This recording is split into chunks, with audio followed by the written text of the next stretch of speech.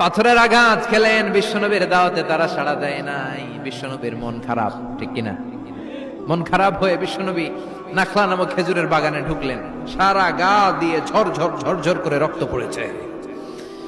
বিশ্বনবীর সাহাবী যায়েদ বিন হারেসা কুয়া থেকে পানি এনে বিশ্বনবীর মোবারক দেহটা থেকে ধুয়ে ধুয়ে রক্ত পরিষ্কার করে দিচ্ছেন। বিশ্বনবী রাতে সেখানে ঘুমালেন, ফজরের সময় নামাজ পড়তে শুরু করে দিলেন।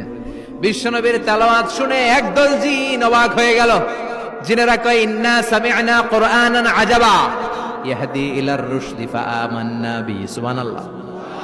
দাওয়াত দিতে আইছিল মানুষরে, দাওয়াত দিতে আসছিল কাদেরকে? কিন্তু মানুষ দাওয়াত কবুল করে নাই। আর বিশ্বনবী কেঁদে কেঁদে যখন নামাজ পড়ছিলেন, তেলাওয়াত শুনে জিনেরা অবাক। জিনেরা কয়, এটা কোনো মানুষের বাণী হতে পারে না, আল্লাহর বাণী ছাড়া।